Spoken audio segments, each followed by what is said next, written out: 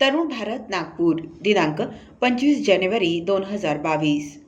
आंतरराष्ट्रीय मध्य आशिया किंवा 5 स्थान. लेखक वसंत गणेश काणे. भारताच्या 72व्या प्रजासत्ताक दिनाच्या कार्यक्रमाच्या निमित्ताने भारताने कझाकस्तान, किर्गिस्तान, ताजिकिस्तान, तुर्कमेनिस्तान आणि उझबेकिस्तान या नैसर्गिक संपत्तीचं वरदान लाभलेल्या भूवेष्टित देशांच्या राष्ट्रप्रमुखांना प्रमुख पाहुणे म्हणून पाचारण केलं होतं. पण कोरोनाच्या कहरामुळे हे पाहुणे पाहुणचारासाठी सदेह किंवा आभासी पद्धतीनेही सहभागी होऊ शकणार नाहीत याचं वाईट वाटतं. हे 5 विकसनशील देश 5 स्थान म्हणूनही ओळखले जातात. स्थान हा शब्द पर्शियन भाषेतून आला असून त्याचा अर्थ स्थान असा आहे. सोव्हिएत युनियनचं विघटन झाल्यानंतर हे 5 देश स्वतंत्र झाले आहेत. यानंतरच मध्य आशिया हा शब्दप्रयोग या 5 भूवेष्टित देशांना संबोधण्यासाठी वापरात आल्याचं दिसतं. मध्य आशियामुळे युरोप आणि आशिया एकमेकांशी जोडले गेले आहेत. मालाची वाहतूक करण्यासाठी बांधलेला सिल्क रूटही मध्य आशियातून जातो, पण या मार्गाने मालाच्या सोबतीने विचार, संस्कृती आणि मानवांचंही दळणवळण सुरू झाल्याचं इतिहास सांगतो. हाच परिणाम पृथ्वीवर जेव्हा जेव्हा आक्रमणं झाली, सत्तांतरं घडून आली, मानवांचं स्थलांतर स्वाभाविकपणे किंवा आश्रयार्थी म्हणून झालं, तेव्हाही झालेला दिसून येतो. युरेनियम, सोनं, चांदी, तांबं, टंगस्टन, ॲल्युमिनियम यासारखे अमूल्य आणि बहुपयोगी धातू, खनिज तेल आणि नैसर्गिक वायू ही इंधनं यांची मुबलकता या 5 देशात आहे. पण हे सर्व देश भूवेष्टित असल्यामुळे बाह्य जगांशी संबंध प्रस्थापित करताना यांना वेढून असलेल्या देशांनी निर्माण केलेल्या अडचणींचा सामना करावा लागतो. वांशिकवाद, दहशतवाद, फुटीरतावाद, धार्मिक उन्माद आणि कट्टरता, कायदा हातात घेण्याची वृत्ती, अत्याचार, गुन्हेगारी आणि तस्करी यांनी अख्खा मध्य आशिया ग्रासलेला आहे. कझाक, किर्ग, ताजिक, तुर्कमेनी, उझबेक आणि अन्यही वंशाच्या लोकांची सरमिसळ मध्य आशियात जवळजवळ सर्वत्र आढळते. त्यामुळे वाद, विसंवाद, वितंडवाद यातून कुरघोडीचे प्रकारही काही कमी होत नाहीत. मानवी हक्क निर्देशांकांचा विचार करता हे देश चांगलेच माघारलेले आहेत. भ्रष्टाचार, मानवी हक्क हनन, छळ, लहरीनुसार तुरुंगात डांबणं, अतिमर्यादित धार्मिक आणि वैयक्तिक स्वातंत्र्य या देशांच्या नागरिकांच्या वाट्याला आलंय. मध्य आशियाच्या सीमा चीनलाही लागून आहेत. चीनचा अनुभव घेऊन झाल्यानंतर या देशातील नेतृत्व आता भारताकडे खऱ्याखुऱ्या सहकार्याच्या आशेने आणि अपेक्षेने पाहत आहे. या पृष्ठभूमीवर भारताने या देशांच्या राष्ट्रप्रमुखांना प्रमुख पाहुणे म्हणून बोलावून राजकीय परिपक्वतेचा परिचय दिला होता. या राष्ट्रप्रमुखांना खास निमंत्रण देण्यामागे भारताचा जसा विशेष हेतू होता, तसंच या मुस्लिम बहुल राष्ट्रप्रमुखांनाही भारताशी स्नेहाचे आणि सहकार्याचे संबंध ठेवण्याची इच्छा आहे, हेही विशेषच म्हटलं पाहिजे. कझाकिस्तान या देशाचं क्षेत्रफळ सुमारे 27,25,000 चौरस किलोमीटर, पण लोकसंख्या मात्र 1,90,00,000 एवढीच आहे.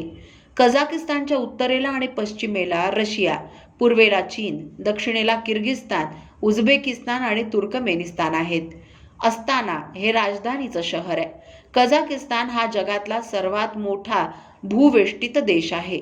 हा राजकीय आणि आर्थिक दृष्टीने प्रभावशाली देश आहे. खनिज तेल, खनिज आणि नैसर्गिक वायूचं वरदान या देशाला लाभलेलं असल्यामुळे तिथे संपन्नताही आहे. हा स्वतःला धर्मातीत म्हणजे सेक्युलर आणि लोकशाहीवादी म्हणवणारा देश विविध सांस्कृतिक वारशांनी नटलेला आहे. अनेक जागतिक आणि प्रादेशिक संघटनांची सदस्यता या देशाला लाभली आहे. कास्यम जोमार्ट टोकायेव हे कझाक राजकारणी आणि परराष्ट्र व्यवहार निपुण नेते या देशाचे अध्यक्ष म्हणून निवडून आले आहेत. या देशाने 13व्या शतकात चंगीझ खानाच्या साम्राज्याचा वरवंटा अनुभवलाय. 15व्या शतकात आजचा कझाकिस्तान खऱ्या अर्थाने आकाराला आला, पण 1991 मध्ये सोव्हिएत युनियनच्या विघटनानंतर कझाकिस्तान हा स्वतंत्र देश जन्माला आला. किर्गिस्तान हा सुमारे 2 लक्ष चौरस किलोमीटर क्षेत्रफळ आणि 60 लक्ष लोकसंख्या असलेला पर्वतमय भूवेष्टित देश आहे. त्याच्या उत्तरेला कझाकस्तान, पश्चिमेला उझबेकिस्तान, दक्षिणेला ताजिकिस्तान आणि पूर्वेला चीन आहे. बिश्केक हे सर्वात मोठं शहर या देशाच्या राजधानीचं शहरही आहे. या देशात एकापेक्षा जास्त वंशांचे लोक राहतात. हे बहुतेक सगळे सुन्नी मुस्लिम असून त्यातही त्यांच्यात एकी नाही. इराणी, मोगल आणि रशियन संस्कृतीचा परिणाम या देशातील जनतेवर झालेला आहे. एक प्रखर राष्ट्रवादी आणि जनप्रिय नेते सद्दार नूरगोझोएव्हिच जापारोव हे किर्गिज राजकारणी 28 जानेवारी 2021 पासून किर्गिस्तानचे अध्यक्ष आहेत. या देशातूनही सिल्क रूट गेलेला आहे. अतिसंघर्षमय अशा इतिहास काळात या देशाला अस्कर एकानेव यांचं नेतृत्व लाभलं होतं. त्यांनी या देशात काहीशी लोकशाही प्रधान राजवट आणली. त्यात बदल होत होत आज या देशात अध्यक्षीय लोकशाही राजवट कशी बशी नांदते आहे. वांशिक आणि आर्थिक संघर्ष, वेगवेगळ्या राजवटी यामुळे आणि साम्यवादी राजवटीपासून ते लोकशाही राजवटीमुळे या देशाचा प्रवास लक्षवेधी ठरला आहे. किर्गिस्तान अनेक जागतिक आणि प्रादेशिक संघटनांचा सदस्य आहे. सोनं, कोळसा आणि युरेनियम या भौतिक संपन्नतेचा पुरेसा लाभ या देशाला घेता आलेला नाही. अध्यक्ष जापारोव हेही भारताशी मैत्री करून चीनवरील अवलंबित्व कमी करण्याच्या विचाराचे आहेत. ताजिकिस्तान या भूवेष्टित देशाचं क्षेत्रफळ 1,42,000 चौरस किलोमीटर आहे. लोकसंख्या जवळजवळ 90 लक्ष आहे. दुशांबे ही राजधानी आहे. ताजिकिस्तानच्या दक्षिणेला अफगाणिस्तान, पश्चिमेला उझबेकिस्तान, उत्तरेला किर्गिस्तान आणि पूर्वेला चीन आहे. ताजिक वंशाचे लोक अफगाणिस्तान आणि उझबेकिस्तानमध्येही आहेत. एमोमाली रहमोन ताजिक हे नेते आजच्या ताजिकिस्तानचे 1994 पासूनचे अध्यक्ष आहेत. एमोमाली रहमोन यांची या देशात एकाधिकारशाही 1994 पासून सुरू आहे. ताजिक लोक अनेक भाषा बोलतात. 90% भूभाग पर्वतीय आहे. 98% जनता इस्लाम धर्मीय आहे. कापूस आणि ॲल्युमिनियम ही उत्पन्नाची प्रमुख साधनं आहेत. ताजिकिस्तानही अनेक जागतिक संघटनांचा सदस्य आहे. तुर्कमेनिस्तान तुर्कमेनिस्तान हा 4,88,000 चौरस किलोमीटर क्षेत्रफळ आणि 60 लक्ष अशी विरळ लोकसंख्या असलेला मध्य आशियातील भूवेष्टित देश आहे. वायव्येला कझाकिस्तान, उत्तर, पूर्व आणि ईशान्येला उझबेकिस्तान, आग्नेयेला अफगाणिस्तान, दक्षिण आणि नैऋत्येला इराण आणि पश्चिमेला कॅस्पियन समुद्र हा भूवेष्टित समुद्र आहे. अशगाबाद हे राजधानीचं सर्वात मोठं शहरही आहे. गुर्बनगुली बेर्डिमुहामेडोव्ह उर्फ अर्काडेग हे तुर्की राजकारणी तुर्कमेनिस्तानचे अध्यक्ष आहेत. विशेष असं की या देशातून अनेक देशांत जाता येतं. सिल्क रूट या देशातूनही जातो. नैसर्गिक वायूचा म्हणजे नॅचरल गॅसचा विचार करता हा जगातील 4थ्या क्रमांकाचा देश आहे. या देशात वीज, पाणी आणि नैसर्गिक वायूसाठी पैसे द्यावे लागत नाहीत. तसंच आश्चर्याची बाब अशी की या देशात मृत्यूदंड घटनेनेच वर्जित केलेला आहे. उझबेकिस्तान हा 4,49,000 चौरस किलोमीटर क्षेत्रफळ आणि 3.42 कोटी लोकसंख्या असलेला दुहेरी भूविष्टित देश आहे. म्हणजे असं की याला वेढून असलेले 4 देश स्वतः देखील भूविष्टितच आहेत. उत्तरेला कझाकिस्तान, ईशान्येला किर्गिस्तान, आग्नेयेला ताजिकिस्तान, दक्षिणेला अफगाणिस्तान आणि नैऋत्येला तुर्कमेनिस्तान हे स्वतःही भूवेष्टितच देश आहेत. सर्वात मोठं शहर ताशकंद हेच राजधानीचं शहर आहे. इस्लाम कारिमोव्ह हे सतत 25 वर्ष उझबेकिस्तानचे अध्यक्ष होते. 2 सप्टेंबर 2016ला हे अल्लाला प्यारे झाले. नंतर शेवकेट मिर्झियोयेव अध्यक्ष म्हणून निवडून आले. ही निवडणूक मुक्त वातावरणात झाली नाही असा आक्षेप घेतला जातो. उझबेक भाषा बोलणारे हे लोक सुन्नी मुस्लिम आहेत. उझबेकिस्तान पूर्व इराणमधून आलेल्या भटक्यांनी वसवला असं मानतात. तो पर्शियन साम्राज्याचाही भाग होता.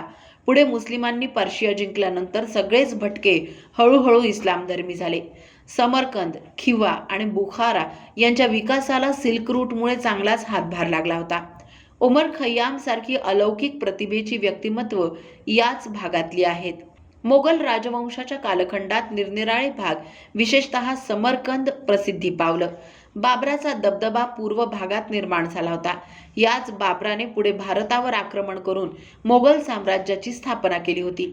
सोव्हिएत रशियाचं विघटन 1991 मध्ये झालं आणि आजचा काहीसा प्रगत उझबेकिस्तान अस्तित्वात आला. आजचा उझबेकिस्तान अध्यक्षीय प्रणालीचं धर्मातीत म्हणजे सेक्युलर राष्ट्र आहे. 12 विलायती म्हणजे प्रदेश ताशकंद हे शहर आणि काराकालपाकिस्तान हे स्वायत्त प्रजासत्ताक यांचा मिळून आजच्या उझबेकिस्तानचा डोलारा उभा आहे.